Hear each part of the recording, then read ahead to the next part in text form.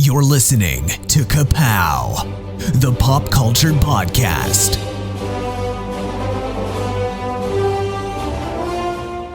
Comics, television, movies, and more.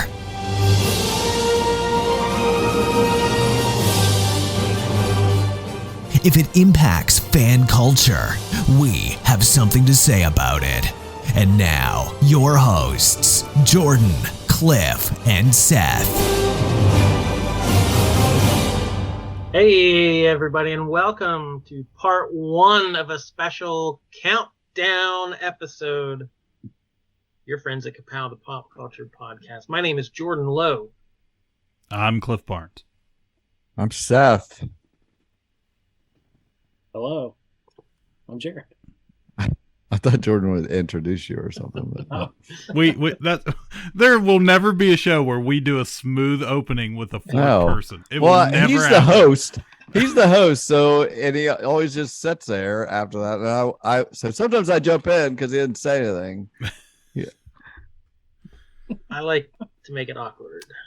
380 episodes plus. Former coach, former mayor, current brother, Jared Lowe is joining us tonight. Welcome, Jared. Thank you for having me. Can you say coach, formerly known as mayor, maybe mayor, formerly known as This is something. we got one, but yes, happy to be here. Your audio was dipping out a little bit. But... Oh, this is gonna be sketch. Let me tell you. Now what do we do? I have no idea what he said there in the intro, except I heard a little Coach Mayor. So we'll make it work. We've had worse. We're going to do something we've talked about for a long time and just haven't had the courage to do, I don't think. But we're finally going to commit and do our countdown of the entire Marvel Cinematic Universe. We're going to number them from 1 to 32, top to bottom. We're going to put that in the books of our official opinions. Yes. 32 to 1. Bottom to top, just like you said. We're breaking it up into 3. We've done these drafts before where we do rank like 10 or 11 things. Well, we're breaking this up to 3 episodes, starting with the bottom 11 movies of the 32 movies in the cinematic universe. And tonight we're gonna have a different group kind of each time. This bottom 11 is going to be me, and Seth, and the 2 brothers here, the Lowe boys, and we're going to draft those in there, and then when the middle part, we'll have a different 3 people combo, and then when we get to the top, it'll be just the main Ka-Pow group back to do the top movies. So as usual, we have to pick who gets what picks in this section. So here's what you get to choose from. We're gonna get to Cliff's gonna spin a wheel and see who gets to choose which of these columns. Cliff is just producing this episode. I haven't decided if he's even allowed to comment on any of our picks. He doesn't want me to play tonight at all. You're not allowed to play. You can't play all 3 sections. I would rather you be doing the bottom because it'd be inconsequential, but I put you in the middle and the top to make it more exciting. So that's not scared. I'm facing down the barrel of a gun. I feel the pressure to make it exciting now.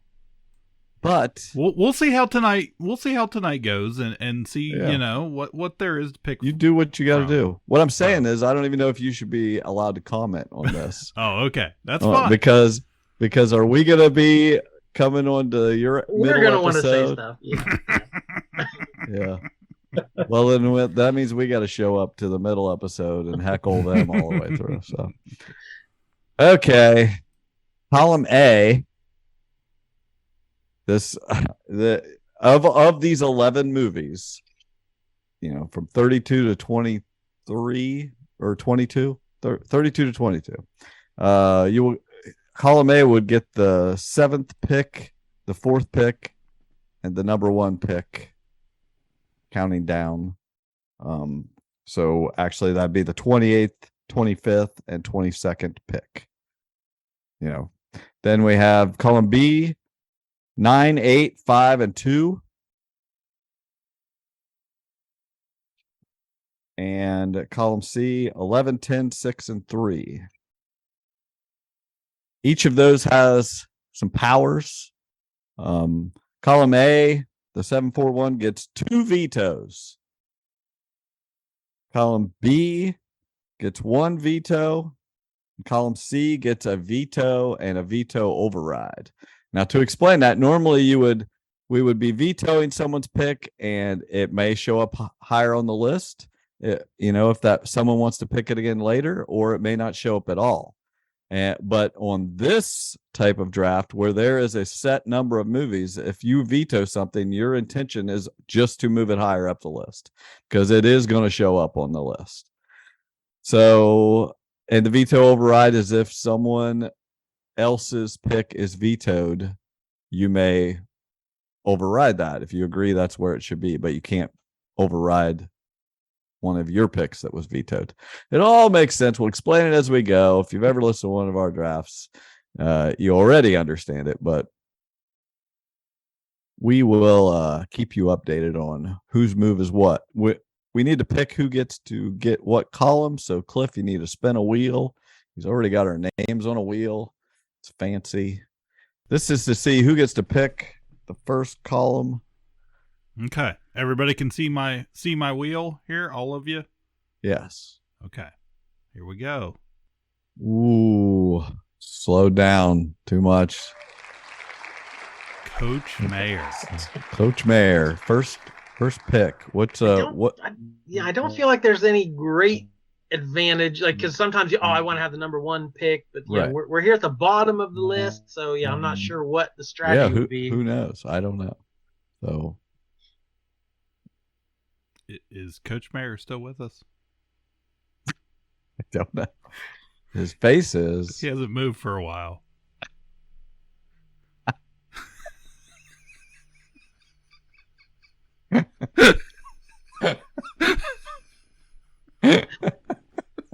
It's the face. Oh, this might have to be in a video episode. All right. Oh, there he went. There he goes. These people that think it's neat to live out in the country. Yeah. You won.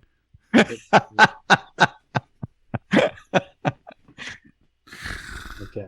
I connected to my hotspot. Is this better? Much. Yes. Much okay. Better. Yeah. Right. We like that. Okay, you won. Earlier, and it wouldn't let me do it. Okay. I won, yes. I was trying to comment on that. Sorry. Okay. Pause for editing. Yes. So, same movies. I can't decide if there's less pressure at the bottom of the list or more pressure. Which ones we're going to kind of get out of the way here. So I have to choose A, B, or C is what you're telling me. Okay. Yes. So B and C both have 4 picks. Do I want more picks or do I want some powers? I'll go. I like having picks, but I'm scared of power, so I'm going to go with B. Okay. Coach Mayor goes column B. So he will have the 30th, 29th, 26th, and 23rd in the order. Sounds good. Okay, now we got to spin it to see between me and Jordan. Okay. All right. Here we go.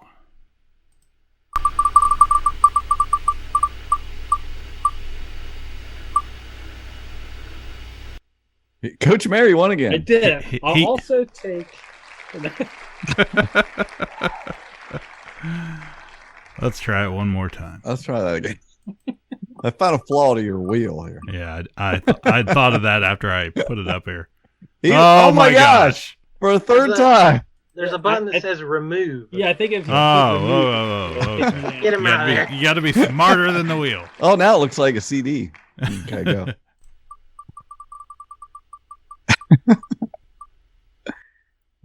Okay. Looks like Jordan. There it is.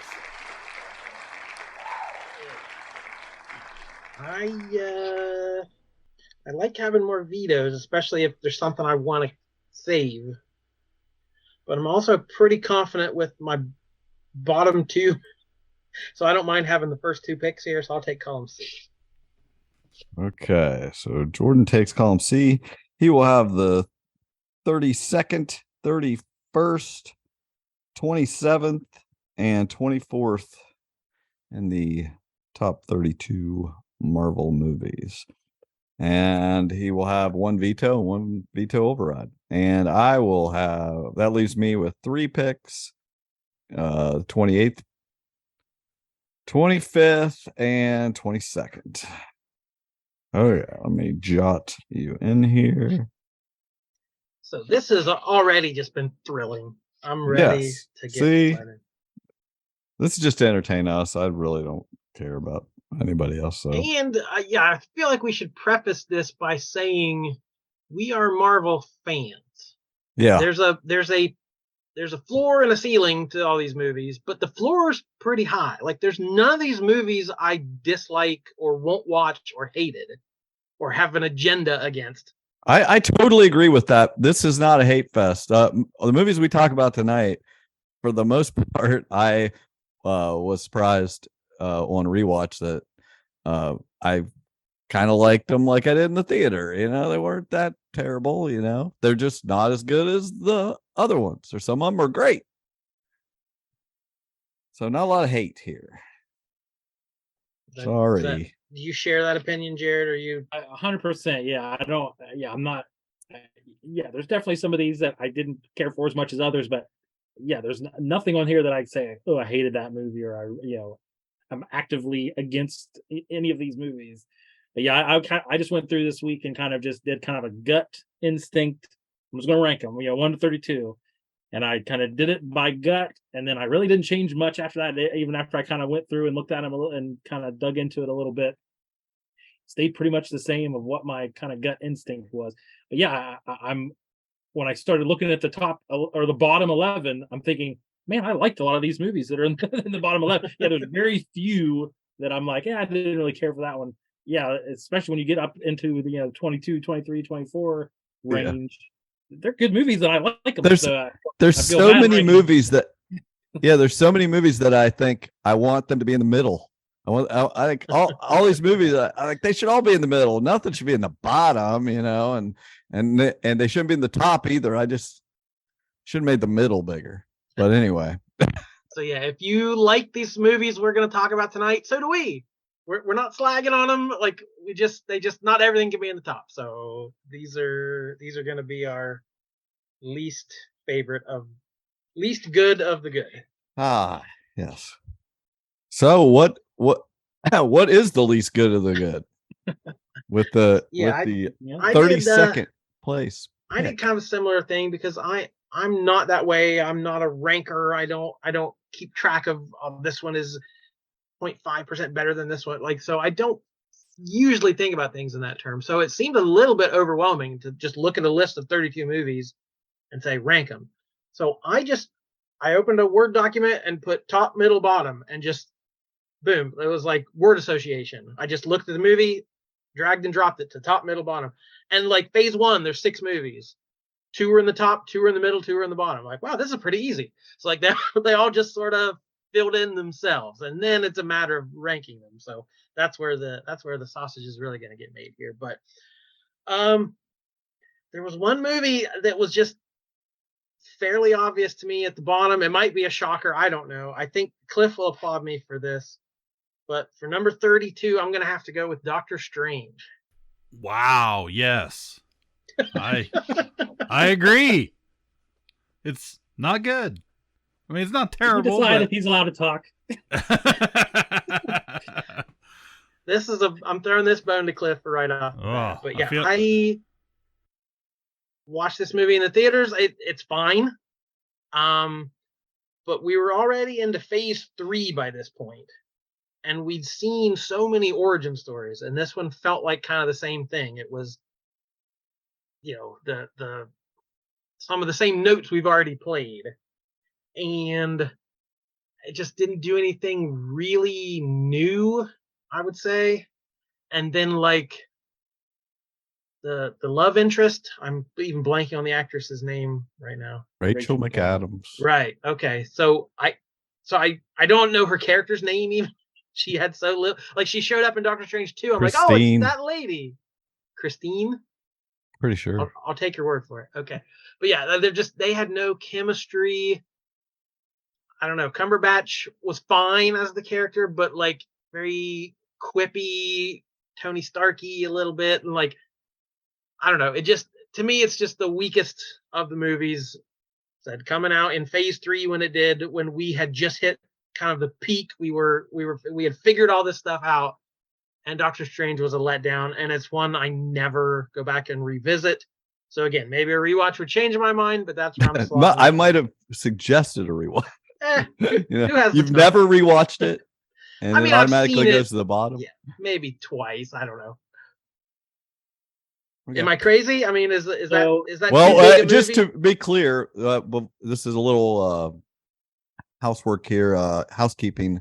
In the order of discussing these movies, we go the opposite of who got to pick. So now, after someone's made their case for the movie being in that place, it will go to Jared. Like Jared had the first pick, so now he goes, and we'll have to decide if he's using a veto or not, or whatever, and then goes to me because I got last pick. If that makes sense. So, what are your thoughts on Doctor Strange there, Jared? Yeah. So, this is one that surprised me on my list at how low I had it ranked, and it's firmly at the bottom, towards the bottom of my list. So I'm not going to use a veto here because it was, within a handful of where I had it ranked on my list. So I'm perfectly comfortable with it being down there. My thoughts thinking about I did not do a rewatch of all these movies. Sorry to disappoint. My thought is like I remember there being some cool effects in it, but like I remember thinking like it was, if there could have been more of that. It was like there was very little kind of like innovative, cool like kind of effects. I'm like Doctor Strange should be trippy and weird and cool and look cool kind of thing. I have no real like nostalgic connection to this character, really. So from like reading the comics or anything, I can't say I've ever read the comics. So yeah, this one is very much at the bottom of my list, and so no need to veto from my perspective. So no veto. Yeah. Okay. Well, I think you're knucking futs here. So when I saw this in the theater, I was not super into it. I vividly remember being really tired, like I had not slept, and I was falling asleep watching it, and I kind of like blamed the movie at the time. I thought it's whatever. I'm not into. I don't feel like I kind of feel like you've been describing it, but I revisited it and watched it and really enjoyed it. My history with Doctor Strange is when I got that box of Marvel comics when I was like 10 years old and took that kid's box of comics when his dad made him give it to me. One issue in there was what if Doctor Strange was a disciple of Dormammu is what I call it, or Dormammu, they call him in the movie. But and I freaking it was so trippy, like you said. That's what Doctor Strange is, and I thought they did a lot of that in this movie. Like they did that Inception-y style mirror universe thing where it's not really real, but you can get trapped in it, and there's the trippy stuff where he visits Dormammu and at the end and stuff. Like it has some of that. I actually thought they did a pretty good job of bringing that to the screen, of what it's like for them to fight in those trippy worlds. They didn't go all out, and they got better, with the other one, better as time went on. But yeah, for sure. That ending is great, where he goes to the dark dimension or whatever. We got introduced to Wong, who's become fan favorite. The Ancient One was cool, but our main villain was that Caecilius or whatever, who just had no Mads Mikkelsen, personality. who's a great actor. I liked some of that stuff. I liked the whole fight, kind of where they were they in Tokyo? Oh, they're in Hong Kong, where it's time's going backwards as they're fighting. He's putting back, changing it back so things don't get destroyed, but they're fighting at the same time forward. It's kind of got that Tenet effect to it. You just keep mentioning how it's like better movies. No, Tenet's not a better movie. Well, that's true. That's true. I like the sling ring stuff, and I like him getting how the whole thing of how he goes there to see the Ancient One, and she doesn't really trust him to have this power. He has to like prove himself, and then what items will come to him. He gets the Eye of Agamotto and the Cloak of Levitation, come to him. It begins talking about the multiverse in this movie. It's all about it's the time stone, and we get, like you said, in the end, Andy gets to use these things in Hong Kong and against Dormammu. I was just I really enjoyed it on this rewatch. So I was surprised how much better, I honestly thought there was a chance it would be in this bottom part of the draft. I thought it wasn't necessarily for me. It's kind of low middle for me, but I expected you guys not to like it as well, and it be here. I never expected it in the final place. I'm not going to waste a veto, though. It's not my favorite Marvel movie.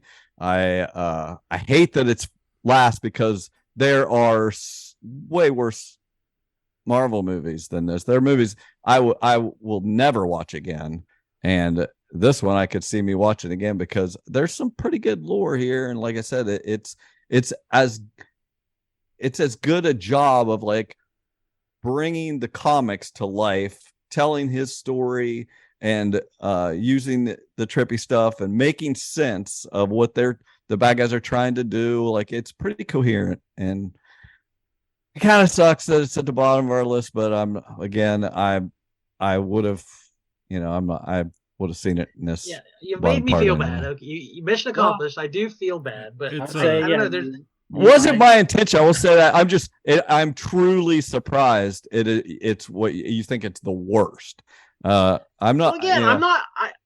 I know. I don't mean. I don't mean. Word. Yeah. I know. No, you like them all. You like them all fine. I'm surprised you like this the least. But even the ones I don't like very much, there's a performance in it or a moment that I love. There's something in it that grabs me, and just looking back over them, this one is just kind of the most bland to me. It's the most by the numbers, and I honestly, and I've never been a Doctor Strange fan too much in the comics. Okay. So this is a lot of talk about the worst movie Marvel's ever made, and you haven't even chipped in. Anyway, it's all good. It wasn't in my top 10, so that's really what this is about. Making sure my top 10 stays alive.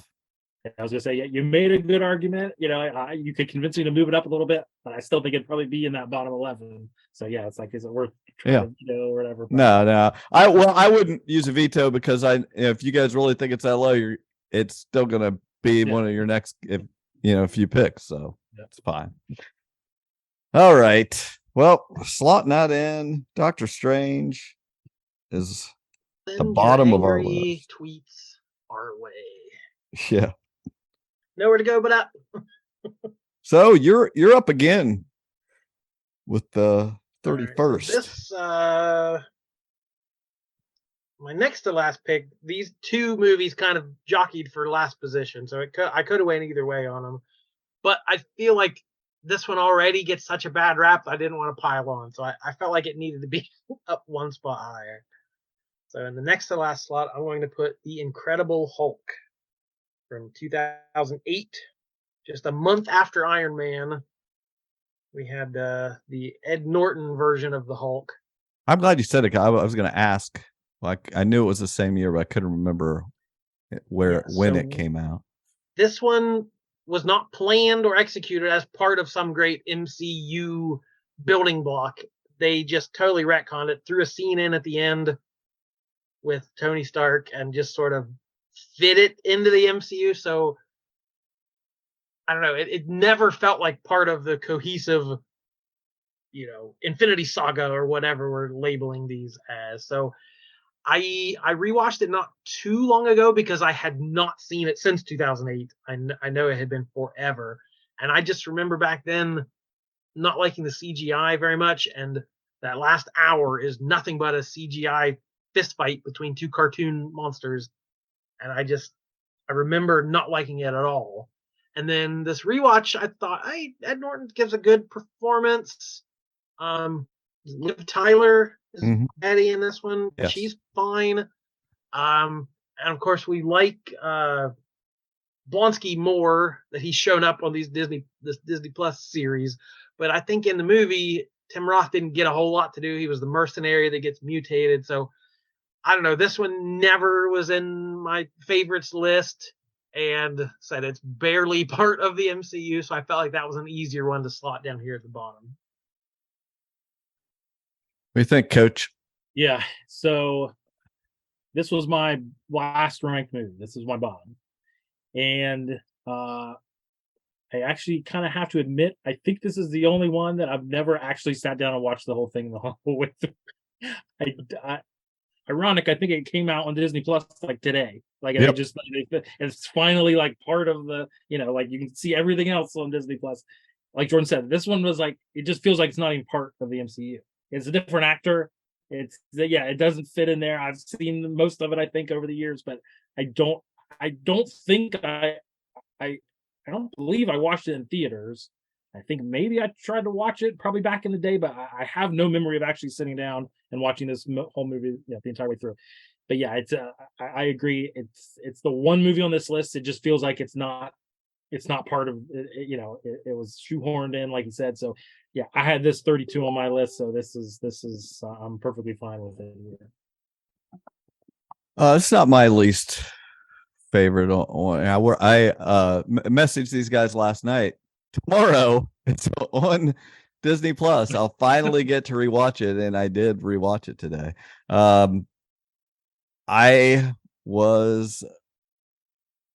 Some of these I've rewatched, and I'm on my phone a little bit, so I'm watching the lower level ones here. I was not on my phone for the first hour of this for sure.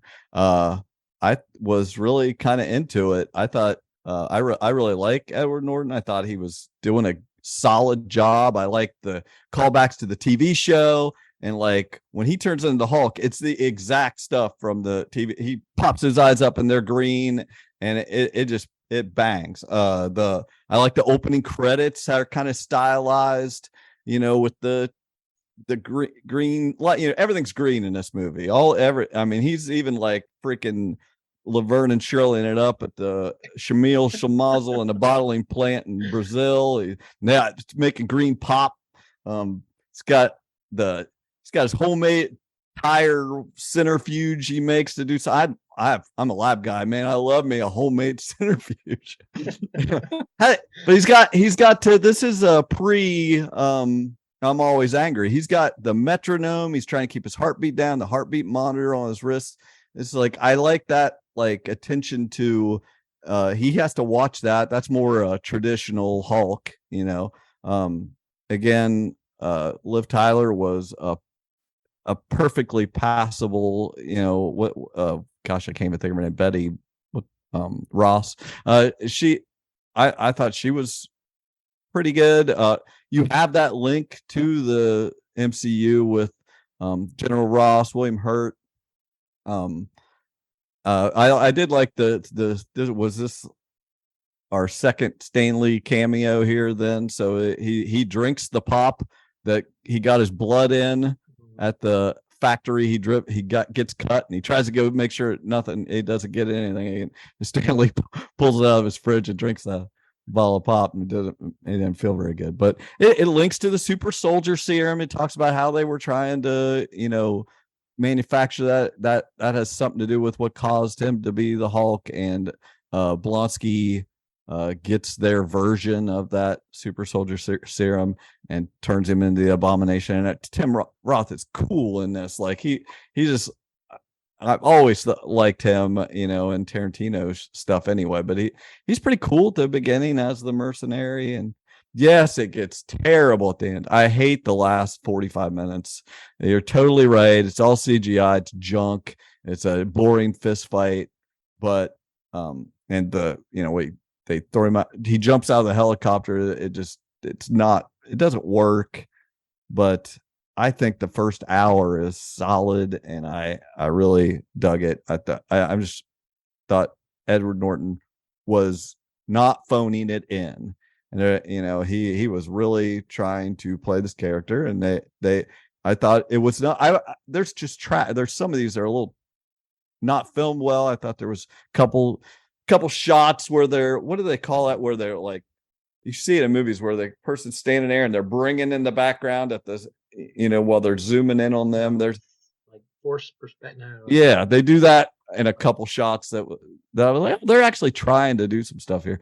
So again, I'm not using a veto. I don't have it high at all. It would be in my bottom 3 for sure. So but I did enjoy it way more. That was a lot of praise for bottom 3. Hey, well, this is literally the only time we're ever going to talk about this movie.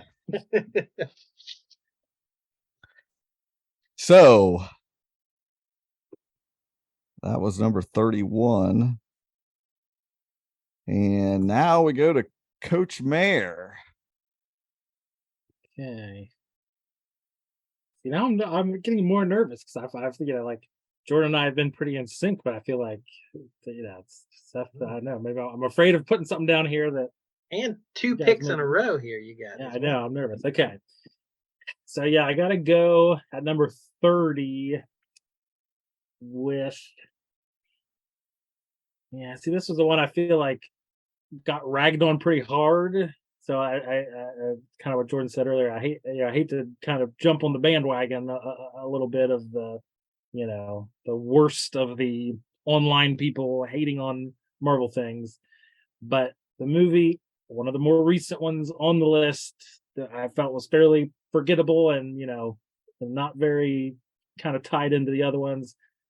I've got Eternals low on my list. I feel like that's kind of a universally, not very well beloved flick. But yeah, I'm thinking back. It's one of the more recent ones, but I'm not remembering much even from it other than, it looking cool. And I liked some of the actors in some of those roles, but, having no pre-knowledge of that kind of, Kirby universe of this, Celestials and Eternals and things like that, it was very, very far removed from, the top of my list is, Captain America punching people. This was very far removed from that. I like the sound of that. Yeah. So that's why it's at the bottom of my list, and there it is. What do you guys think? Jordan? Well, this one is the only one I rewatched specifically to prep for this list because I didn't remember anything about it. Yeah. But I remember the hate it got, and I remember us defending it like, hey, it wasn't so bad, and like us having because we like all these. Right. So we had a lukewarm positive, like, hey guys, that's not so bad kind of review of it. But I didn't remember details about it. So I watched it last night. And I think I liked it even less the second time. I think visually, it's more interesting than any movie they've ever done. Like Marvel got a bad rap of everything set in gunmetal gray shield headquarters. Like everything was very visually bland. Like this is not. this is out in nature. This is not a lot of green screen. Like, there's some gorgeous shots in this.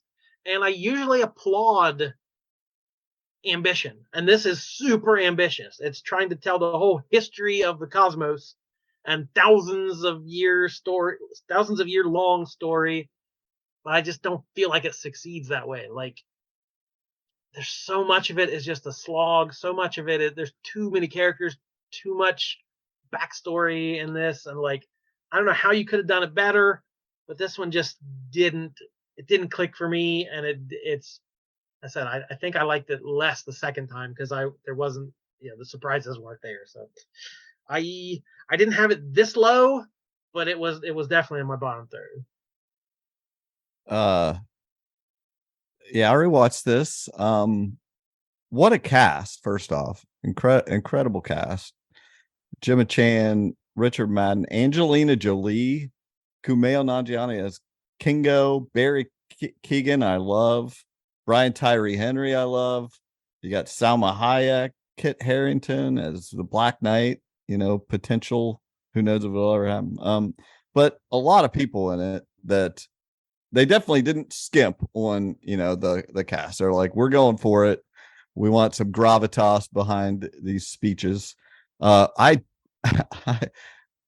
the opposite of me rewatching Doctor Strange, which I was like, wow, this movie's good. I'm rewatch this. I'm like, wow, I can't agree with the visuals. Like, I feel like these people are just standing in fields. Like, that's it. I'm sure that's me. That's just me going, man, it's people in fields and CGI. It's like lazy kind of effects where it feels so old style of effects where the person just points at some monster that isn't there, and then they set off some explosives over there so a tree falls down, and then they'll put in a CGI deviant later.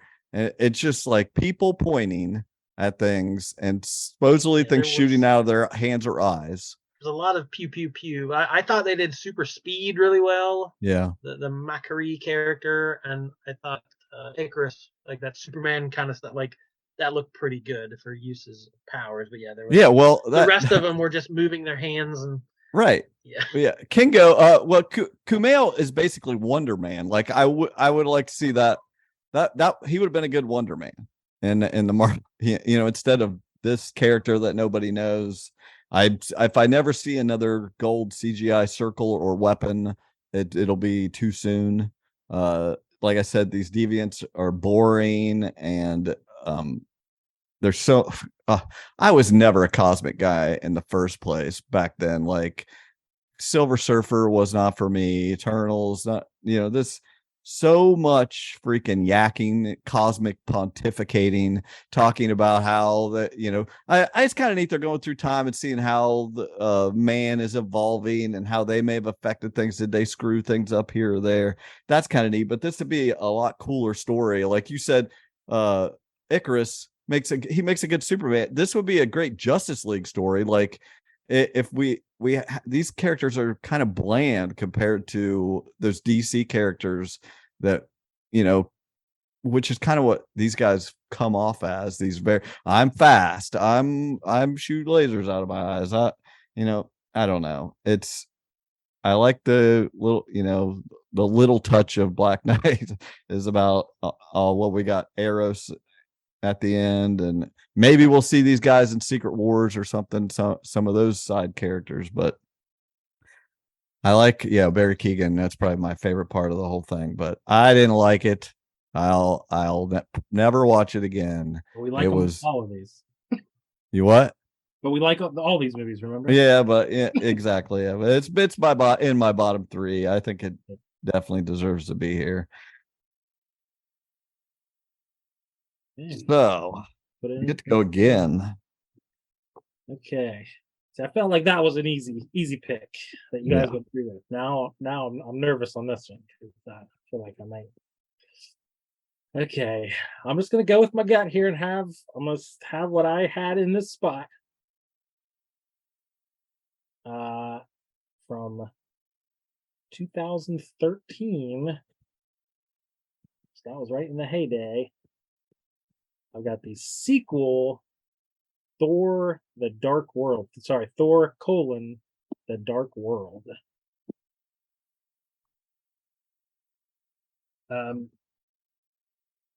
This is the so we had the first Thor that came out, and it had a lot going for it. It was a different tone. It was very Shakespearean. You had the fish out of water kind of comedy of Thor, coming to Earth and that sort of thing. So I like the first one. We get to the sequel here, and I don't know. It's I mean, like I said, I didn't rewatch these, so I'm trying to remember some of these I saw years and years ago. This was the elf. Yeah, the dark elf. Yeah, Malekith, I think, was the villain, if I recall correctly. So yeah, I remember in this era of the MCU, I think the criticism was always, okay, we need to get better villain. Yeah, this was pre Thanos. We were struggling maybe a little bit to have some good, compelling villains. I think that was the big drawback here. I'm literally struggling to remember what else happened in this movie. Natalie Portman got the infected or whatever, right? Is that what it was? Infected with the ether. Ether, yes, that became one of the reality stone or whatever. So, yeah, I don't know. I feel like this one probably gets some hate too, as far as kind of the overall, certainly of the those core Avenger kind of solo movies. This probably is one of the least liked. I don't know. Maybe you guys love it. What you tell me? Now, this is definitely like the internet consensus pick for years and until probably Phase 4, and we got real toxic. It was like Thor: Dark World was like, yeah, that's the worst one ever. Like that was always at the bottom of any list I saw. So yeah, that's not a crazy pick. It was actually next up on my list, so I'm right there with you. Again, I remember there's a fun action scene with like the London subway and zapping in and out of time and space and stuff like that. And we had Kat Dennings was fun in this one, I remember. But yeah, I don't remember too much about it. I think there was some stuff with his mom. Did we get some good scenes? My note, I said his mom friggin' dies. But yeah, I couldn't tell you the plot line or what was even going on. Remembering back now, I think there's some good Thor Loki stuff. They have to do like some Thor Loki team up action, and like there's some good stuff there because the guys are both very likable characters. And the end kind of battle sequence is interesting. Yeah, because they're like kind of zipping through portals and stuff. So that was kind of an interesting take on it. But yeah, I don't know. Again, the higher we get, I'm like, I like all these. I really do like all these movies. But yeah, I have to have it kind of down here towards the bottom. What do you think, Seth? I don't like this movie. I remember I had not rewatched it since the theater, and I remember everybody not really liking it. I feel like I'd heard, or when we talked about it at some point, Jordan was talking about how it had potential, what they could have done with Loki here, leaned into him a little more, and I agree with that. Upon rewatch, I'm just like, yeah, this is probably my least favorite movie. This would have been in my last spot. Another hole in the sky, all this convergence and aether BS. The bad guys like Malekith and his goofy looking minions are all like DC looking bad guys. Not to trash on DC too much, but like that's like, it's just so boring, just strong guys or whatever. It's just didn't do it for me at all in rewatch. Just like standing around stone buildings fighting. Not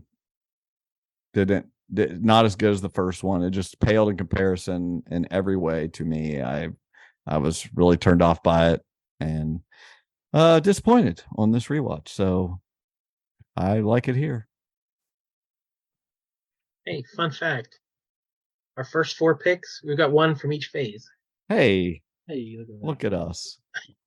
They also are my exact, or not in exact order, but they are my bottom 4 ones that I. Well, there you go. There, 3 out of 4. Everything I want here. 3 out of 4 were in my were my bottom 3. So we're on track. One little hiccup for my list. I really don't. I mean, it's me now, right? This is the 28th. Let's see. I've between a couple. I don't have a solid thing here. I hate to. I don't know. Yeah, I'm not feeling too strict for anything above this. Yeah. Like everything's kind of interchangeable here. That's what I'm saying. Yeah, I'm looking at the ones that I have on my bottom 11 above this. And I'm like, hey, I like that one. I really like that. Yeah. I got a couple here. I think that I'm gonna say Quantum Mania. For me, I just did not enjoy this movie too much. It was just I was really looking forward to it because I like the Ant-Man movies. I don't have a lot to say about it. I did like MODOK. I'm not one of the. I mean, a lot of people did not like the MODOK character. I thought that was a neat idea to do it that way, with the Corey Stroll, with the Joe Rogan face or whatever smushed into a MODOK body. I like that. I just thought it was clunky the whole way through. That's just CGI on CGI that honestly didn't. The theater I was in probably contributed to it. It didn't look very good. It was kind of dark.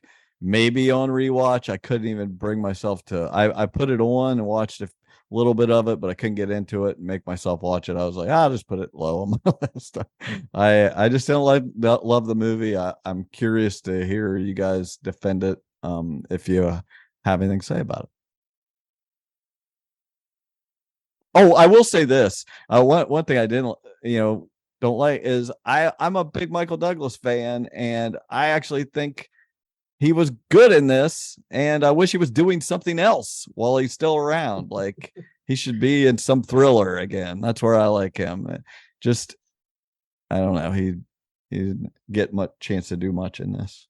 So Jared, you didn't even catch this one in theaters, did you? No. So this was the most recent one I watched last weekend, where you finally got around. I think it's been out on Disney Plus for a month or so, and I had not got around to watching it with the kids. And last weekend I said, okay, we gotta get caught up here. Gotta watch Ant-Man. So yeah, just watched this one last weekend. I had it right around this spot on my list, so I'm okay with this placement. It was fine. Yeah, I don't know. Maybe it's too fresh. I don't think I have a great, well-formed opinion on it, other than I about halfway through I'm like, why is this Star Wars? It was just it just became Star Wars, halfway through the movie. Which was weird. But yeah, and I like the other Ant-Man movies. I think one of the reasons I like the other Ant-Man movies, and I think one thing they did well, is that it was, unintended, smaller scale. It was like, some of the adventures or the stakes, street level. Yeah, a little smaller scale stakes of this guy and his family, that sort of thing. And this became a big cosmic world kind of thing. And I was like, it didn't fit kind of the what I liked about the other Ant-Man movies. Not even any Michael Pena in here. Yeah, it's true now that you say that. I guess I didn't realize that watching it. So yeah, it took Ant-Man out of his element of what I like about those other movies. Yeah, Kang. I don't know I guess I don't know. Incomplete. I don't know what to think about Kang yet. We may never know what to think about. Well, that's Kang. what I was like, a few months ago, I said I think I liked Jonathan Majors. That's an interesting, as an actor, but I'm like, I predict we never see him I again. was gonna say, yeah, now I might not. I don't think I'm allowed to like him now. He's been canceled. So yeah, I don't know. It's that made it weird too. So yeah, this is about where I had it on my list, I guess. Yeah, I haven't had enough time to maybe soak it in to think about it more. I didn't even really get like why Scott was the way he was being portrayed at the beginning of the movie. Like all of a sudden he doesn't help people. I don't believe that. I think, it was just they needed that for the push their, what story they were trying to tell. I don't know. What do you think, Jordan? Yeah, I was worried putting this low on my list, thinking, okay, we just watched it. It might grow on me on a rewatch, and there's probably some good stuff in there. And I love the first two Ant-Man movies, love them to death.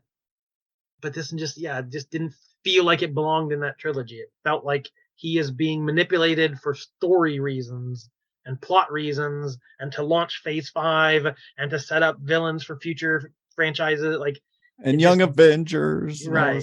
So it just didn't feel organic to Scott Lang. It didn't play to Paul Rudd's strengths, and it's a big misfire for me.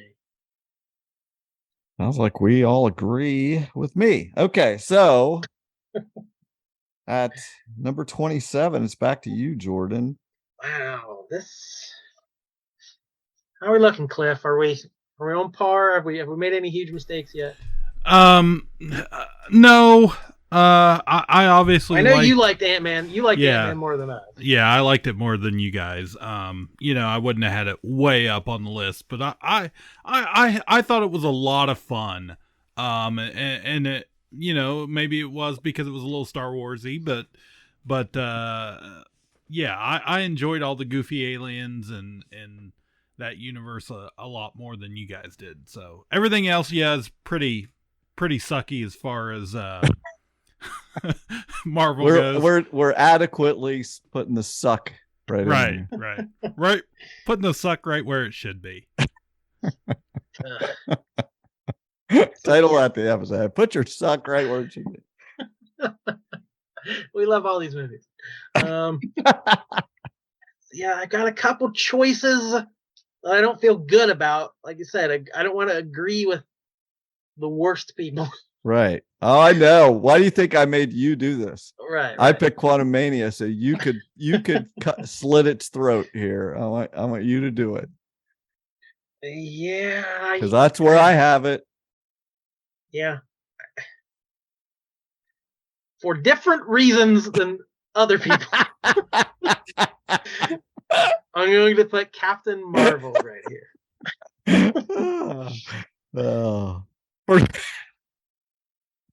What are those reasons? This is your chance. Well, I remember us having a long discussion about Brie Larson. She had all this controversy where this movie wasn't made for white male fans, and she didn't even want us to see her movie, and how all that stuff was blown out of proportion and cherry picked these quotes that made no sense. That's not what happened. I'm not going to relitigate all that nonsense, but the movie's not good enough to defend. I will defend her against toxic fandom. I will defend the need for female heroes. I will defend the fun, Kree sci-fi scroll stuff. That's fun, but just the movie can't sustain all that stuff. So if you don't like this movie, it's not because you're sexist. It's not because you hate Brie Larson. I just wasn't a huge fan of the movie, which made it harder to defend against. There are justified criticisms of this movie, which make it harder to defend against the unjustified, we'll say. So how about that? Is that fair? Pretty good. That's pretty good. I had this one quite a bit higher on my list, I'll say. I did it actually squeaked out of the bottom 11 for me. I had it fairly in the middle. I would not mind a veto. I wouldn't fight against this and be a little higher. But now I'm thinking did I rank it that high? Just because of I had in the back of my mind like I don't 'Cause do you're that. woke? Ooh, Captain Marvel was the worst. Yep. You're afraid of the woke backlash. I think that's what it was.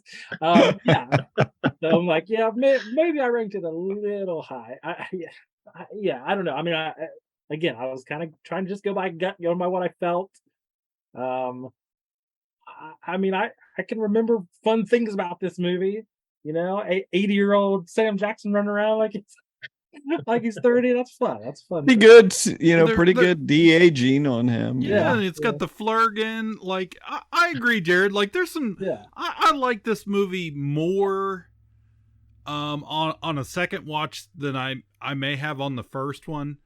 And since we've had a little bit more story progress since then with these characters, but yeah, I don't think it's I don't. We know. love them all. We love them all. They're our children. I don't think it's Yeah, nearly as bad I'm as definitely people to say. the point. I'm to the point in my list where everyone I dislike is already gone. So Yeah. I'm already up to the liking category. So I like this movie. It just I don't know, just didn't. I didn't like it as love well. Didn't love it. Yeah. I mean, I like. I'm trying to think if I like it enough to veto it. Well, make it exciting here. We gotta talk about more movies that way. But again, I also know Seth is on the same page as you, so he'll want it in the bottom 11 as well. Yeah, I did. I would have been madder if it was like you tried to rank it 32 or something, because I don't think it's the worst. I do, like I said, I would say I like it better than you guys probably, but I don't know if it's worth vetoing out of or trying to veto out of this spot just to kind of go up a little bit higher when there might be something I've got ranked a lot higher that you guys are going to try to stick in here. So I'm going to say I'm probably not going to veto it. Wow. And I like all the stuff about her power, controlling your emotion. Don't be too emotional. And when she's finally able to, be herself, is when her full powers come in. I like the fun, spaceship stuff, the scroll stuff. Ben Mendelsohn's a nice threatening villain until he's not. And again, a lot to like, but just as a whole, just didn't completely win me over. Yeah, I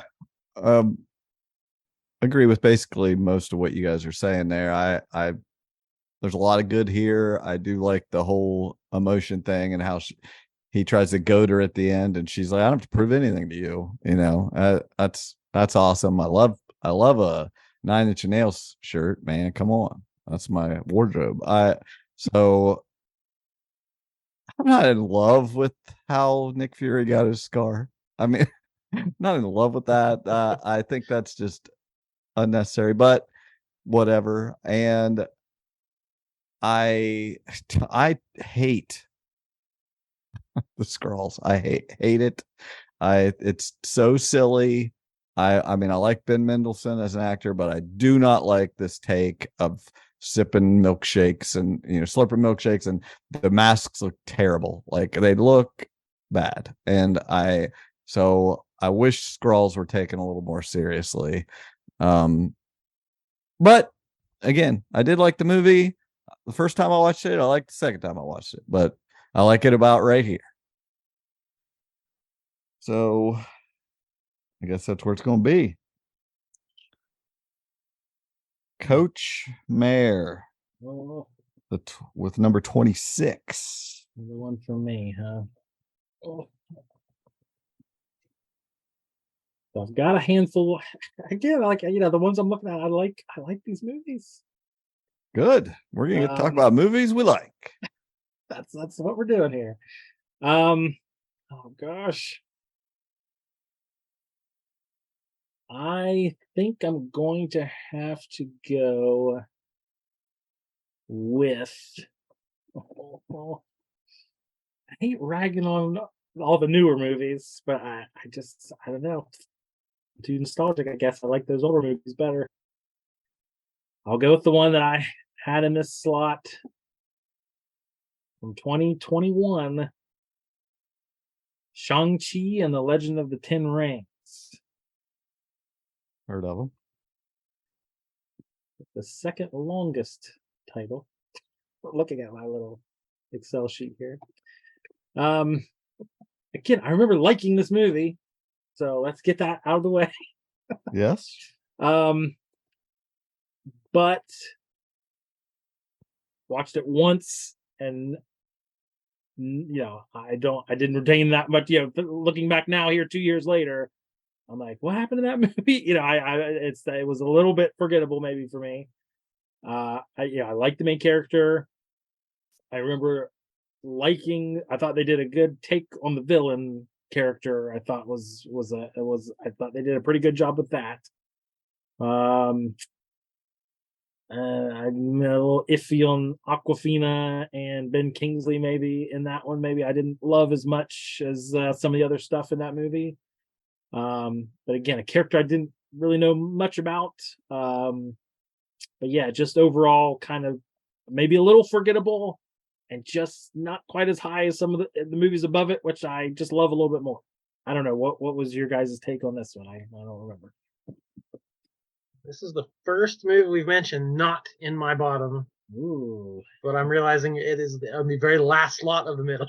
Oh, yeah. So it's just above my bottom list. But yeah, I can take or leave this movie. I like the genres it played with, where it did, it had the magical Crouching Tiger fights, and it had the John Woo like warehouse fights. Like it took all these genres of Chinese cinema and did some interesting things with them. And I think he's really likable as a lead. It was a decent origin story. It wasn't, so formulaic as some of the other ones. But yeah, I don't know. If we're running up against that phase 4, we've been here before. What's this leading to? Is this really memorable? Yeah. So it's just kind of, if this had come out in 2010 or something, it might, our memories might be of how amazing it was. But we've seen a lot. It's hard to bowl us over anymore. I like this movie on rewatch. I still liked it. I like that garden fight between Tony Leung and I don't remember the actress's name, but it was awesome. It was awesome.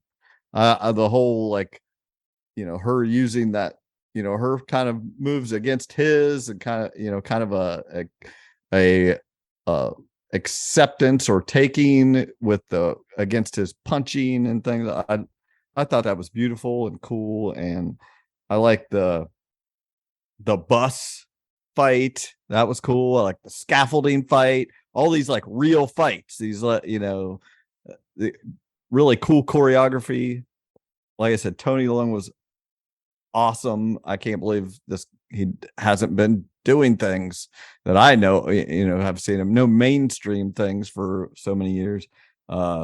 We got that underground fight club that we ended up seeing stuff in the She-Hulk series, but we had Wong and Blonsky down there fighting. That was kind of cool to know later that was in the She-Hulk series. I didn't mind Trevor, the Mandarin or whatever, that it's where it gets into that silly stuff. Sometimes I'm not a huge fan of the silly stuff. The Morris thing, the little creature from one of the weird creatures from that stuff. Michelle Yeoh, it's good, teaching him to fight with an open hand like his mother, and that was cool. But the end is a lot, and it's like it doesn't work for me. The Aquafina stuff is it's ridiculous. I thought the movie at least had real people fighting and not CGI Eternals like that. This was what comparison to those two things. Like that's the difference for me. And I thought I like this movie, but this is exactly where I have it. It is the lowest ranked movie for me of what is left. So I love it here. If I had 2 vetoes, maybe I get nuts and try to bump it up a little bit. But I don't think it's worth my single veto to try to manipulate it 3 or 4 spots here or there. Yeah, you're gonna need it. Okay. Me. Let's see. So what do I this is tough for me. Like you guys are picking like, and I think, yep, this is exactly what I do, but I don't know what to do on my turn. Yeah, you guys, you haven't used the veto yet, No. and What? there's not a lot of picks left here. Well, that's because it's gonna, because vetoing means they just go higher. It's just about making sure something doesn't get stuck down here in the bottom that you don't want in the bottom. I'm sure I'm gonna say something that they're not gonna want in the bottom. That's something. As we get kind of to the top of this part of the list, this is where veto, like, I can bump if I want to bump it up to the next To the middle. podcast. Yeah. I have a chance to do that here. So this might be where some of them get used. So we'll see. I have two like different movies, but I feel I have them right in the same spot here. I don't know what to do. I like them both. That's the problem.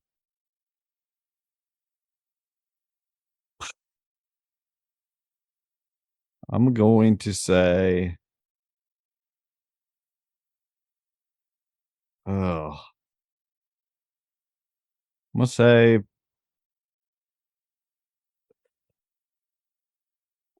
Wakanda Forever. I again, I didn't love it in the theaters, and I liked it more on rewatch. Like I thought it would be lower for me, but on rewatch, I found a lot of good things about it. Other than it being too long. In the theater, this is a big thing that happens to me all the time. In the theater, things look dark, and theater screens are not lit the way they should be. And on Disney Plus, this movie looks a lot better. The underwater stuff is no Avatar. It's dark, and it's not. It doesn't look right to me, and so it doesn't look a little better at home. Starts with that funeral. We get this is just total baggage with Chadwick Boseman, so it's kind of a whole mourning about him the whole movie, which it feels right. You want that. We all needed that. A lot of political vibranium stuff, and then we get Namor showing up. We find out there's more vibranium. Meteors had dropped, and Atlantis is involved, and they're killing Lake Bell. Lake Bell's barely in this movie. It's terrible. We got exosuits for the Moulin Rouge or whatever they're called, and that Riri Williams. I'm Lady Marmalade. exactly. It's all this stuff that I'm not hyped about, like, but didn't hate. All of it was perfectly fine, better than everything we've talked about so far, except Doctor Strange. The part where she takes the herb, this new synthetic herb or whatever, and gets to see, someone that she's like, subconsciously wants to talk to. It's Killmonger. That was a cool surprise, and he calls her little cousin, and then and it's a really cool conversation, and I was like, okay, I'm digging this again. Of course you have the Queen. Gosh, I'm blanking on her name. Queen Ramonda. Yeah, well, in real life. Angela. Yeah. Angela Bassett. She's great in this. She was nominated for an Oscar for it. I didn't want her to win. I like people better, but that year, but this was she did a good job, and on rewatch she does a good job and brings this gravitas to it. She dies saving Riri Williams. She did the thing, as we all heard. But I don't know, some of the Namor stuff didn't work for me. When we get to the end, though, I did like. It seems a little clunky, though, where people fight, and then finally realize, hey, let's be friends, which is basically all it is. It's just like, hey, at the end, they decide, let's not have vengeance against each other. Let's just be friends and forget about all that. Think about all the people that got hurt along the way. I will say, like, my favorite moment of the movie is the end when it's just silent.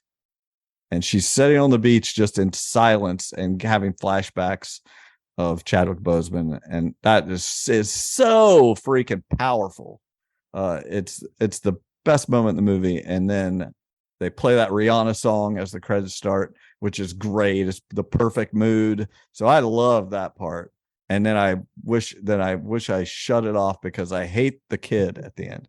I think that's terrible. And the only reason they're doing that is because they need to still have Black Panther. He's going to be in the comics, and they're going to name him the same thing. It's just like it never happened, and I don't like that. Shut it off after the Rihanna song is what I say. Wakanda forever. What do you guys think? Yeah, I hated that I didn't like it very much when we did our original review, and I hate how low I had it on this list because I couldn't. There's so many other things I couldn't put lower than this because it just didn't. I agree with a lot of what you said. The fact it existed at all after the star died and they had to pivot from all their plans they were going to do and do a completely different movie and elevate side characters to the main star. Like, we're lucky it's watchable at all, I guess. Yeah. But yeah, it just didn't, that first movie is such a cultural touchstone and such an important piece of this Marvel world. And maybe our hopes are all a little too high, but yeah, this one, it did its best with what it had. Maybe when we get to whatever the next chapter is, this will be a decent bridge from Chadwick Boseman to whatever's next. But just as a standalone film, yeah, I have it pretty low. Yeah. Yeah, this one, I had just barely squeaked out of my bottom 11, so I didn't have it very far from this spot. But yeah, I mean, I not much I can add here. I agree. It's like, yeah, some very powerful and memorable kind of moments in this movie, but kind of as a whole, thing. Yeah, I just like, yeah, it was good. It did what it was trying to do, I guess, but yeah, it's hard to put above some of these other movies that I'm looking at on this list. So yeah, I am okay with it at this spot. 25 on the list. 24. Yeah, 25. You're right. All right. We each have one pick left. We're down to the last three in this. Here's so where the rubber hits the road. So looks like Jordan, this is your last pick here. All right. So the rest of my list I got here, it's all bangers. Well, it's all things I've been told not to like, or that the internet doesn't like, or the critics didn't like. But I think I'll go with a personal dislike. And if you want to veto it, feel free. But I'm gonna go with a sequel here. I don't know. Maybe people love, but I didn't. I'm gonna go with Iron Man 2. Now, I know Iron Man 3 is the one people are, boo. But I don't know. Iron Man 2. This is I want my real bird. early on. This Iron Man got a sequel before most of the other characters got their own movie. And all I think about from this movie is I think my bird. I think of Whiplash. I want my bird. My bird. Yeah, you mean the best part of the movie? Yeah, you're talking about the best part. The highlight of it. So tell me I'm wrong, but Iron Man 3 is the one fans don't like because of all the Mandarin stuff, and he barely wears the suit. But I think that's got some really interesting ideas, and I enjoy Iron Man 3. I don't enjoy Iron Man 2 as much. So shoot me. Who goes first? Just don't shoot my bird. It's you. Okay.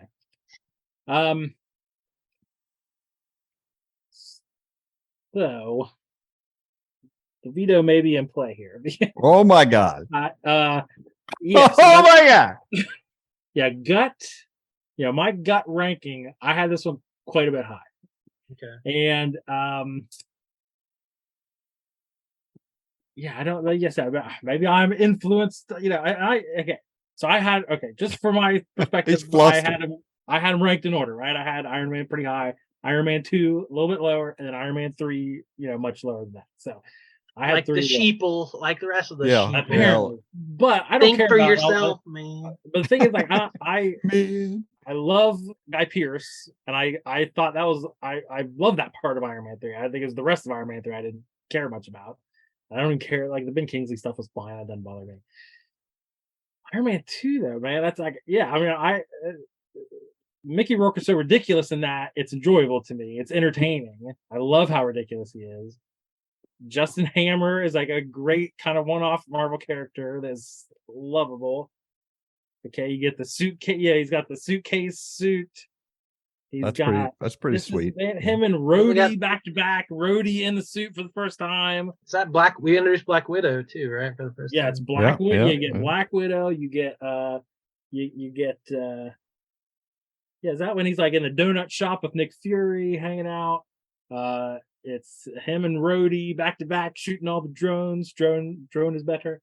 Drone is better. I had this one ranked quite a bit higher. I think there's a lot to like in this one. Why not? I'm gonna veto it. Let's do it. Oh my Get God. nuts. Totally does it. He did the thing just like Angela Bassett. What? Okay, well, I guess I don't have much to say. I don't get to say anything. I'm curious. Well, Yes. what's your opinion though? I'm curious. I know, but I think the spirit of the game is you don't really reveal till you should have to. I don't know whether it's going to turn around and come right back, So I guess I should slot in Iron Man 3 here, right? That's the one everybody else does. Well, no, you do what you want. It's next on my list technically. Wow. Everything else has been crossed out. Yeah, I'll go Iron Man 3. All right. Okay. And a crazy twist.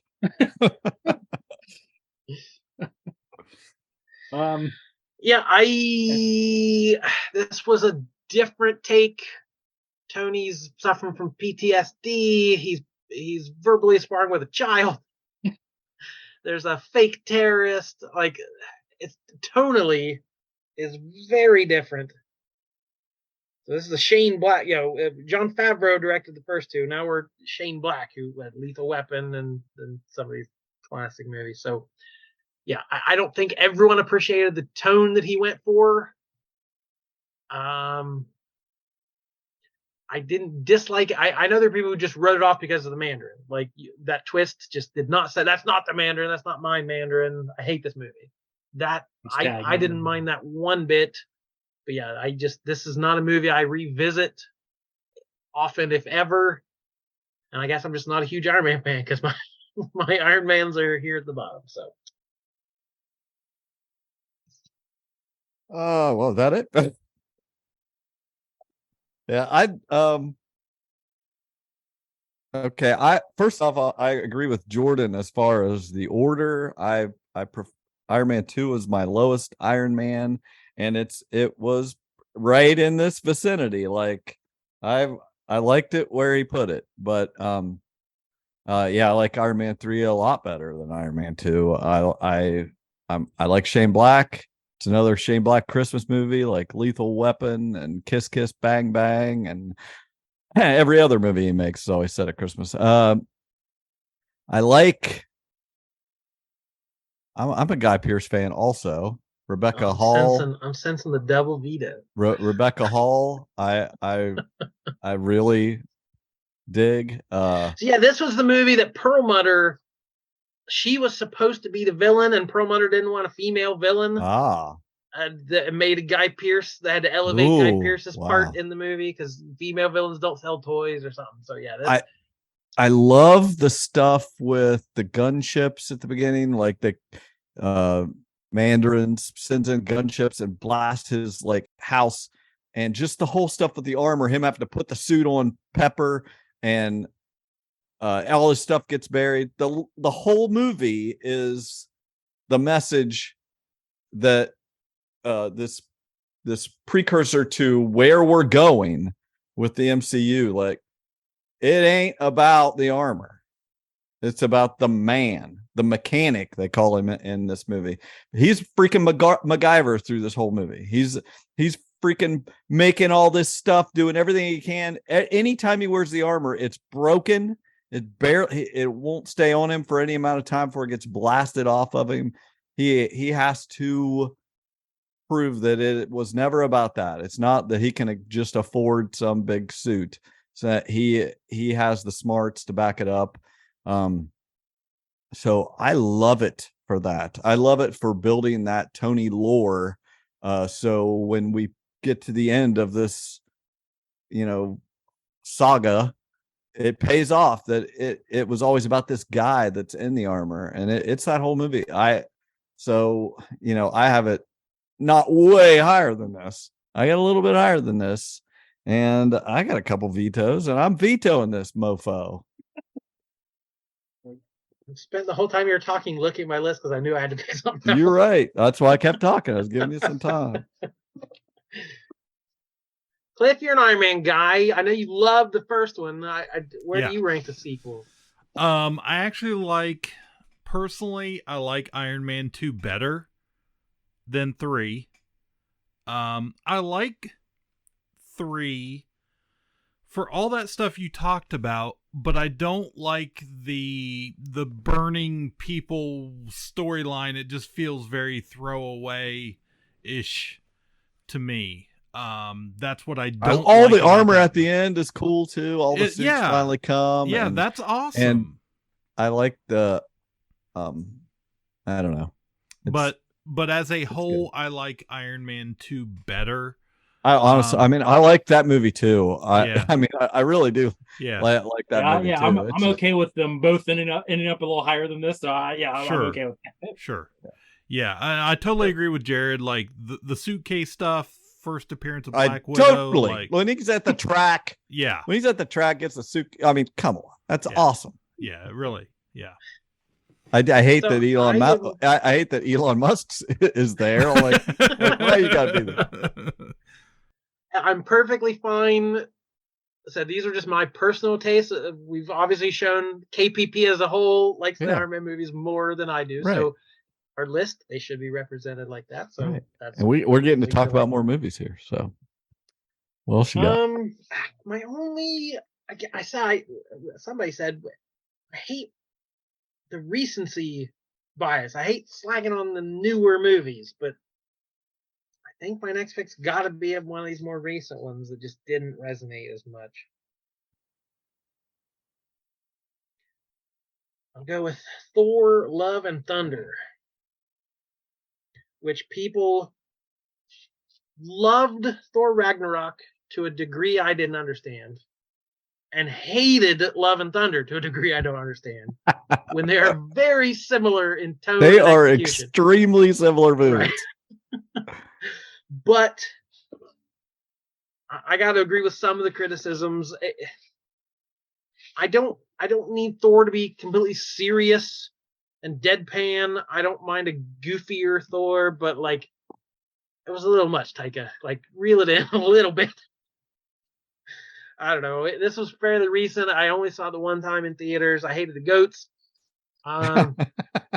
I like Christian Bale. Screaming goats. This is just stream of consciousness. I don't know. I'm 3 picks in here. I don't know what I'm saying. So yeah, I know the world at large didn't like this movie. I liked it, I think, more than a lot of people, but it's still here at the bottom of the list. And again, I hate checking off all these Phase 4 movies. We've pretty much wiped out all Phase 4 already, but it just didn't hit the right bar, I guess. First off, I want to predict that Jared likes these Taika Thor movies much higher, right? No, I am a Taika stan. Right. I actually had Love and Thunder pretty close to here on my list. So I did have Ragnarok higher. Quite a bit higher, actually. So I probably liked Ragnarok maybe a little more than you guys. I don't know. This one I did. It was not bottom of my list. I did not hate it. There was seemed to be a lot of backlash against this. When you're right, tonally it's very very similar to Ragnarok.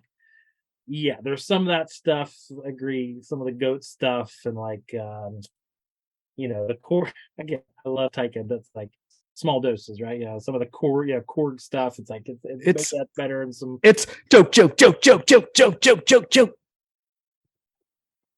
So yeah, I mean, this one is actually.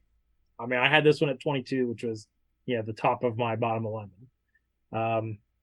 And again, is that maybe some recency bias? I don't know. If I watched it again, maybe I'd dig it a little bit more. But yeah, I have no issue with this placing.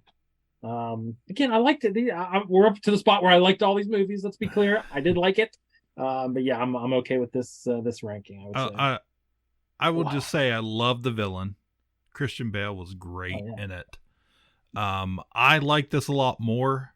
I do find it very similar to Ragnarok, and Ragnarok was one that that had to grow on me a little bit. The first time I saw it, I was like, man, I should love this movie, but I don't know why I don't love this movie. And I watched a few more times into it, and every time I watched it, I liked it a little bit more. And I feel that's what I'm afraid. I'm exactly afraid of the same thing. Getting rid of all these recent movies because I'll catch years from now it'll be on cable on a weekend and I'll rewatch like, hey, that's fun. Like, my opinions will definitely change on a lot of these. And saying I hate all these recent movies, I might regret. So I feel the same way. Yeah, I definitely like Love and Thunder probably a little bit more than you guys. I like the jokes because I always I guess in a lot of ways I think of every movie when it comes out as a piece of a bigger pie. And I see it more as that anymore than like individual movies, I guess. So, you're not voting. I Love and Thunder. Here's what I got. I recently rewatched both of these, both of those, all the Thors. I rewatched and Thunder. I watched. Yes, I watched Thunder first, and then a little heavy on the Guns N' Roses, but they all work. I was like, okay, I remember there being a lot of Guns N' Roses. I'm watching. I was like, well, it kind of works every time. But it's a lot.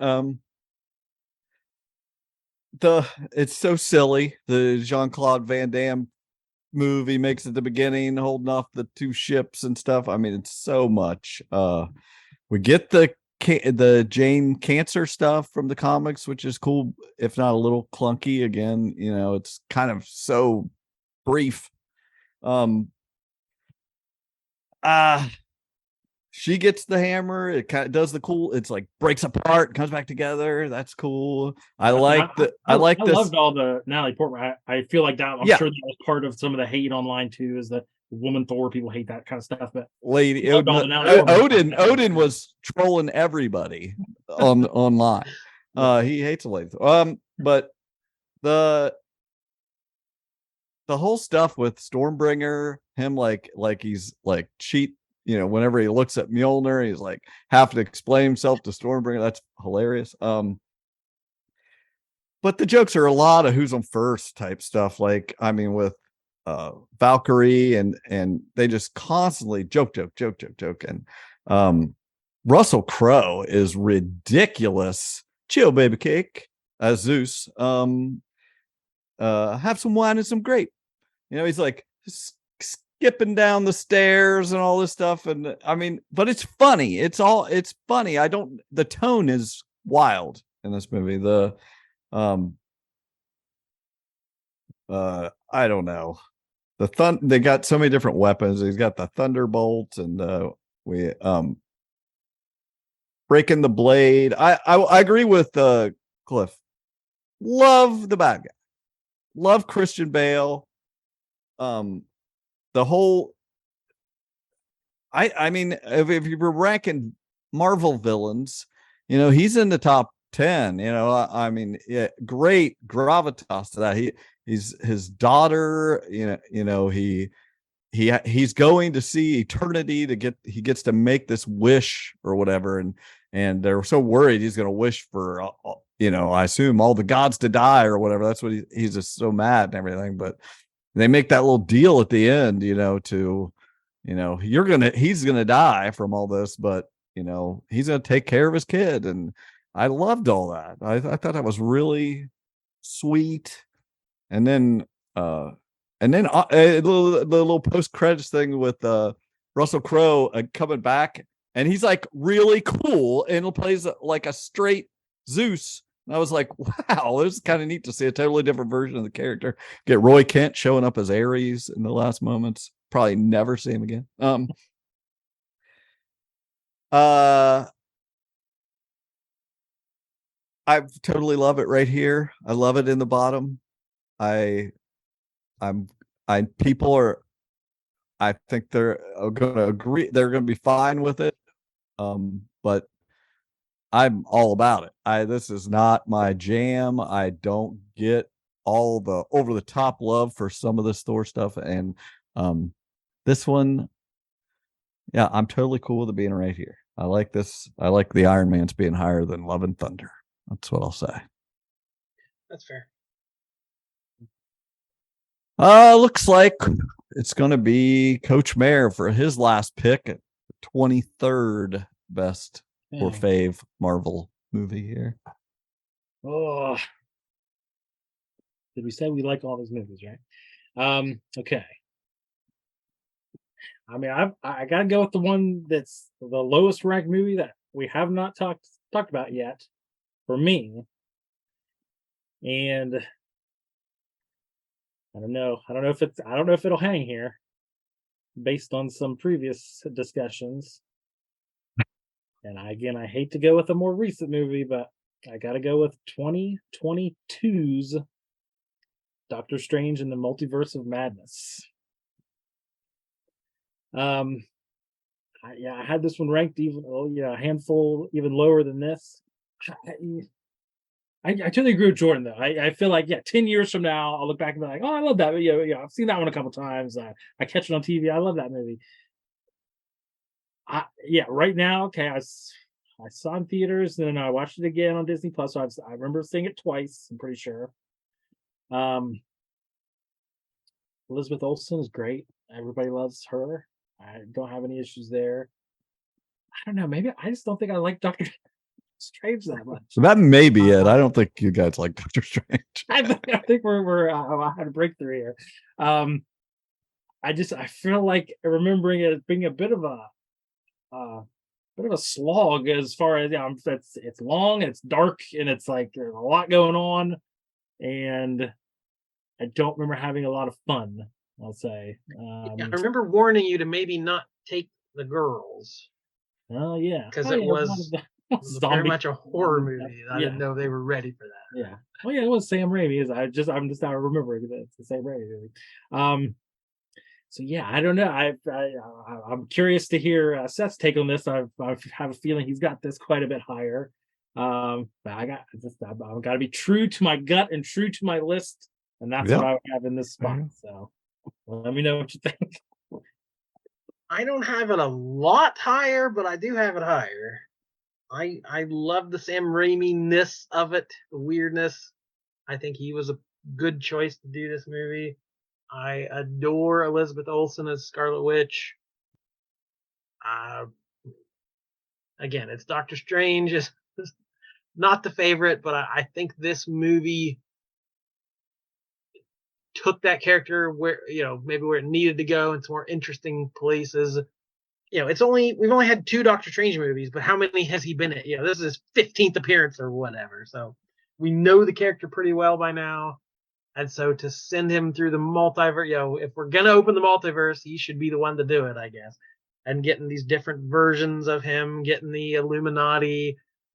There's some cool stuff here. I don't know how much I'd argue. Again, a couple spots between our lists, but I feel like it should be a little higher, but I don't know what I would put beneath it. I'm not sure.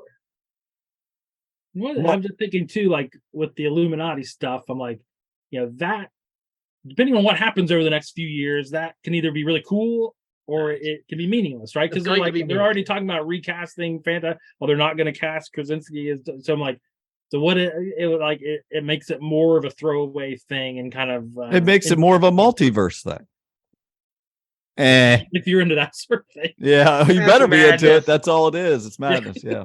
What did you decide, Jordan? Did you have a veto? Do I have to decide? Who decides? You have to decide before I do anything. Is that how this? That's Is the that my rules. turn? You got to pick before me. What's your opinion? I need to know your. What's your No, thought on it? You don't have to say if you're going to veto it, but do you like? you will know from my opinion. I'm totally cool with saying because it doesn't matter. We're this close to the end. I think I'm cool with saying this. I have this definitely higher. In fact, my only goal is for this movie to not be in the bottom. I felt like it was close. It was going to be right about here or lower for you guys. I don't know. And I thought it could be, and especially after you said Doctor Strange is the last movie, I was like, I think this is coming true. And I'm glad it slid this far that I can make, hopefully get it, out of here. I liked it way more on rewatch. I'll say that. It's just exactly what I want from Sam Raimi doing a Doctor Strange movie. It's dark, like you said, just exactly as it should be. And it's so comic booky. This is such a comic book story. This is Wanda going crazy. And we finally get this payoff from the WandaVision stuff. She's not a monster. She's a mother. She assaults Comertage. Everybody's there trying to defend it, but she's just so freaking powerful. She's back to the horror Wanda that we got in Age of Ultron. Like she was creepy, and now she's that again. Yes. Get the Darkhold book. It's so witchy and magic-y. Like that's what I want. She's coming out of the reflection. She comes out of the reflection in the gong to get into that room as they're covering up puddles and stuff. That's freaking cool. I wasn't over the moon about America Chavez, but on rewatch, I liked her better. I like the different universe version, the multiverse stuff where they go to that one place and where you walk on red. It's crazy. And Pizza Papa always gets paid. And, there's, that we get a little bit of that. There's only one way to win against Thanos. He's talking about that stuff. And in this universe, he died doing it. And you got the 838 Mordo is Sorcerer Supreme and, all the multiverse stuff. It's madness, like you say. The dream walking stuff, that's a spell in the Darkhold, and Wong's talking about spells at Wonder Gore Mountain. That's so comic booky. And the Illuminati, which I wasn't over the moon about in the theater, I freaking loved it here. Like I really dug him as Mr. Fantastic, and hate that we probably won't get that because it works for me on rewatch. Like he's trying to plead with them and like being very serious, and he just looks the part. Well, Adam Driver is not going to be that as far as I'm concerned. I don't know, but you had Black Bolt and Captain Carter, which is so cool to see, and that other Captain Marvel and Charles Xavier get to getting his neck snapped or whatever. And I don't know, I loved it. The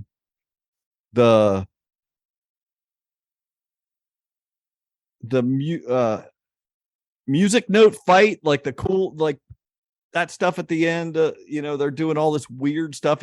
The zombie thing pays off where his body comes back out, and it's just Raimi going for it. And it's like I said, my biggest pro for this is how comic booky it is. It's not in the top 10 Marvel movies, but it does not deserve to be in the bottom either. So you don't have to use your veto. I'll totally use my veto. I got to get it up there. Okay. Well, I'm just thinking, it's maybe not fair to have both Doctor Strange movies in the bottom, but I don't know that I could argue too far against it because I don't have it too much higher. It's totally fair. Good deal. Okay. Well, I gotta come up. Try again. Okay. Gosh, this is tough, man. Ooh, I have a veto override. Do I want you to do. risk? That's why I said this is the only way you can screw it. If that's a minute ago, you were on the border of actually vetoing this. Now you're wanting to put it here. We'll let it go. Okay. Yeah, I mean, yeah, I'm definitely at a spot here. Yeah, so I'm in a weird spot here where I have to pick something that I like in a spot. Uh, yeah, this is tough. Because yeah, like pretty much all the bottom of my list is on the list here. I'm gonna have to pick something that I enjoy. The struggle. It's real. All right. Yeah, I'm gonna go with my gut with what I had kind of ranked lower here. And yeah, we're to the point now where about 6 slots ago, I was talking about how better this one was than another one I ranked. I have the first from 2011 Thor, the first Thor. Why do you hate it? I don't hate it. I love it. Yeah, I was like, I think 20 minutes ago, I talked about how much better this one was. With, So I was worried about having 2 Doctor Stranges in the bottom. And this is going to put 3 Thors. Oh no. Yeah. Gosh, I just had it ranked a little bit below some of these other ones that I just like more. Maybe it's the bad wig. He had a bad wig in this one, right? I'm going to blame that. It's a little blonde. Yeah, it was a bad wig. I don't know. I could talk about how much I like it, but I feel like I'll say why I don't like it. Yeah, it's like no, we're not. If we do that, that's the wrong approach. Yeah. We don't. I'm singing praises here as much as I can, and I don't think that we're gonna be talking bad the whole way. Then we want to talk good. So this was the 4th movie to come out in 2011. So this was after. So this was just the 2 Iron Man movies and Cap First Avenger and Hulk, right? This is before Cap the First Avenger. This is pre-Cap First Avenger. Okay, wow. Thor was May 2011. Cap was July 2011. Oh, okay. They came out same. That tracks. So yeah, so this was right at the beginning. Yeah, they were still kind of figuring out what they were doing. So this was the Kenneth Branagh, I believe, right? Branagh is the director. So that was kind of a big deal at the time. Like, oh, that's this kind of Shakespeare guy, classical guy. And yeah, he brought that vibe to it. Like I said, the fish out of water stuff with him hanging out in New Mexico it's all, that was the first taste we got of, Hemsworth being funny. I don't remember what was this like. Yeah, it's the abomination or whatever. Yeah, he just fights the big thing at the end. So it's not perfect. The destroyer armor. That's what it was. Thank you, destroyer, not abomination. Yeah, it feels weird having the 3 Thors this low, but I don't know, man. I guess I like these other movies better. I don't know. What do you guys think? I got Thor. Loki though, man. What about Loki though? Everybody loves Loki. Yeah, but was he? Do people love Loki in Avengers or Loki in the first Thor? I don't know what people like. I don't know. I don't know what I like. Dang, I like this movie. Yeah. Of course you do. It feels like that classic Phase 1. Yeah. So I love that scene. He throws the coffee cup to. Yeah, it's my first note. Is smashing the coffee mug like right. That's perfect. That's a perfect way to do Thor. Yeah. Of this guy from this highfalutin Asgard in rural America. Like that's perfect. I like Natalie Portman a lot. Loki, Odin, like we got some heavy hitting actors for this.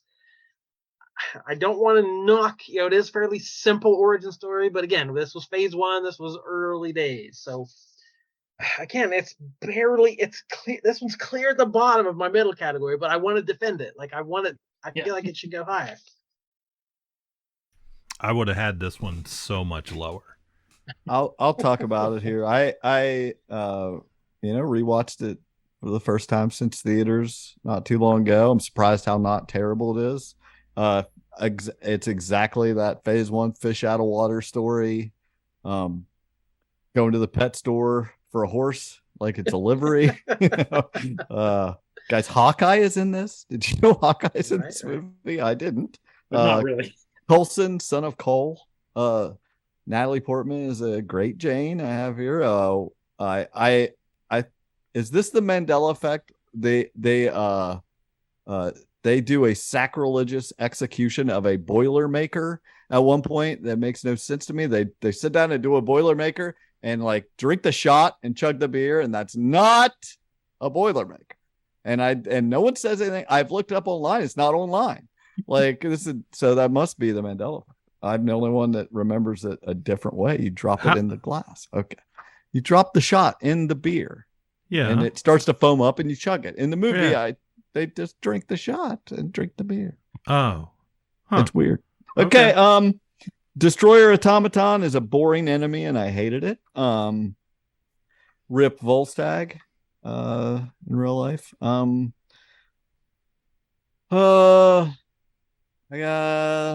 don't know. I mean, it sets up Loki's fall. It sets up Loki becoming one of the best villains in the Marvel universe. And it sets up, sets up the Tesseract basically, kind of. I like this movie a lot. I'm totally fine with it here. It's right about where I had it. Yeah, the only thing I would prefer lower than this are some of these Iron Man sequels, but you guys are apparently not going to do that. So It's not happening. Yeah, I can leave Thor there. That's fine. Sorry, Chris Hemsworth. You're a very good Thor, but your solo movies aren't the. And so we're down to the end here with the final pick. God, you're not gonna like this, or maybe you are. We made this list. Let's go 4 for 4, babes. I got Ragnarok right here.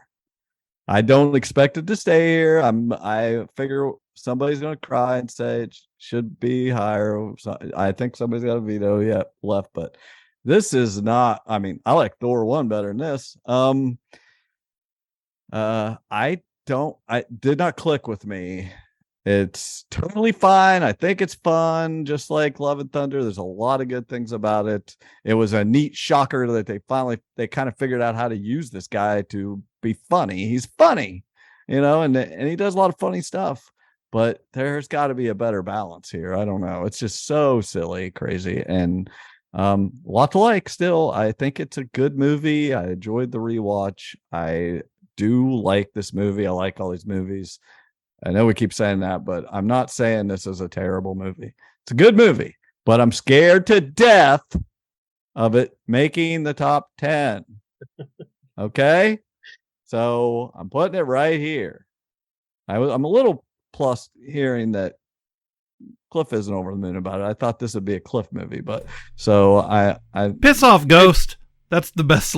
No, I totally like this. I do like this movie. I agree with you. I would definitely have it higher than the bottom of the list, but yeah, it's at the top of the bottom for me. So that's where I have it. Go on. This is Jared. Where's your thoughts here? I had this one at the bottom of my top. So this one snuck in right at the bottom of my top 10. Had a feeling. Yeah. Did you say your top 10? Yes. Yeah. I had a feeling most people would have this much higher than I do. Yeah, that's the Taika. That's the Taika and fan and me coming out. Taika Waititi. So yeah. Problem is I've already used my veto, so I can't. Yeah, I can't. I don't really have an opinion here. I'll just say, yeah, we can't put all 4 covers the bottom of the can we? I saw it coming down the pike. Like as this was happening, I was like, oh yeah. Like I honestly was hoping 1 would slip up, but I didn't have any vetoes. What I should do is swoop in and save this movie and take it to the next round. But it's literally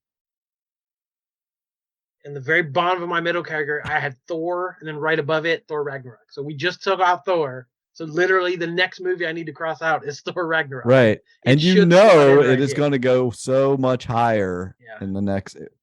But I also feel like it might deserve to. Like it's a fan favorite. True. People love that stuff with the Hulk and the Grandmaster and Valkyrie. Like. It's good. If It's a they good ever movie. did Thor right, it was in that movie. I feel like that I actually, opening scene with Surtur and him on the chain, like he's that so is good. cocky and That's a good arrogant. Like beginning. it's yeah. I agree with that. There's a lot of good. I honestly was surprised though that when I was watching Love and Thunder the other day, I was like, I kind of like this better than Ragnarok. But I like them both about the same. I just like the villain better in Love and Thunder. I mean, do you want There's Ka-Pow to go down as a bunch of Thor haters? I mean, this is what it will look like. Well, The legacy will be that you guys all hate Thor. I think I'm gonna veto it. All right. I maybe personally wouldn't say it deserves to be way higher, but I think a lot of people listening might disagree with that. And to give Thor some dignity, have some movie not in the bottom here. Yeah. So I honestly, I feel like we made our thoughts known, and we're turning this movie over to the next grouping to place it where they deem it should be. Do the right thing. Totally fine with me. So I mean, I got to put something else here right now. Unless you want to override that veto, Jared, you still have that move. No, I have the. Oh no, you have that. I'm sorry, you can't override yourself. So nobody can change your mind here. We did end up using our powers here a lot of so I feel good about that. I like that. I like using these in a more positive way. I don't like vetoing somebody to knock them down the list. I like vetoing. That's a good feeling. Yes, this is a good feeling way to do it. Yeah, okay. Here's where I put Iron Man 2. That's where I've got it. So that's a pretty easy one for me. I thought it was, top of the bottom. Don't have much to say about it. I really like it. I like Tony Stark, and he's deep in it in that movie, and he's got some crazy people around him, but I like him. I like it. We kind of talked all about it and around it. That's where it's going to be. To cap that off, I got to tell you guys, I'm really happy with our list. This is a good list. I wasn't sure where we were going, but we not only managed to put basically all the movies I had here. I had Doctor Strange a little bit higher, but do have no problem with it being here among every other movie that I had in the bottom is there. And I feel like we got to say a lot of great things about all of them. So it was a huge success for me. I only had 2 movies up in the middle category that got picked. That's Thor and Shang-Chi. So Jared took on, but they were the 2 bottom of my middle. So literally all the bottom. Yeah, I got no complaints. Yeah, I mean, my goals were to not let Multiverse of Madness be in the bottom and to make sure people know I didn't like these Thor movies. I think we did that. I had. I am upset Thor 1 is down here. I did not have it in my bottom 10. So I blame Coach Mayor. Yeah. I had 8 of my bottom 11, kind of made it in here. And then I had a few that picked out of my middle section, and that was Iron Man 2, of course. And I had the highest of anything that got picked. And then Captain Marvel and Wakanda Forever I had kind of towards the bottom of my middle. Right. Kind of made its way onto the bottom of the list here. But yeah, we'll turn it to, it looks like, the ones that kind of got saved were Thor Ragnarok, Multiverse of Madness, and Iron Man 3. Yes. The 3 we attempted to put on the list, but got saved, passed on to the next group. So we'll see where those end up. But yeah, I'm okay with the bottom of this list. I feel bad for Thor a little bit, but yeah, I'm okay with it. Success. Well, that's it. We're going to be coming back with the middle section here. We'll have Cliff and a couple other people that you'll find out, and he'll do it, and then we'll get to the top. So do you want to recap real quick before we go? Yeah, I'll count at number 32 out of 32. We have Doctor Strange, and a surprise to me that is that low. But number 31, that was Jordan at number 32, and number 31, Jordan came back also with the Incredible Hulk. Then Jared had the Eternals at 30. At 29, he had Thor: The Dark World, which I thought should even be lower. Then I said Quantumania at 28. Just did not do it for me. At number 27, Jordan had Captain Marvel. Said it was too woke. Then Jared, he did not say that. I'm sorry. Jared came back with Shang-Chi. Sorry. We all like that. Then I had Wakanda Forever at 25. 24. Jordan said Iron Man 2, and Jared said no. And he said, fine, Iron Man 3. And I said no. And then he said Thor: Love and Thunder. We were like, okay. Then at number 23, Jared said Doctor Strange in the Multiverse of Madness sucks. And I said, you're wrong. I win. It's getting out of here. And then he came back with Thor 1, which was a travesty, biggest mistake on the list here. And then I finished it off here. I tried to get all Thors eliminated with 22, Thor Ragnarok, and Jordan stepped in to let the people decide after us and vetoed it. And I came back slotting in the aforementioned Iron Man 2, and we nailed it. So, sign us off here. Good list.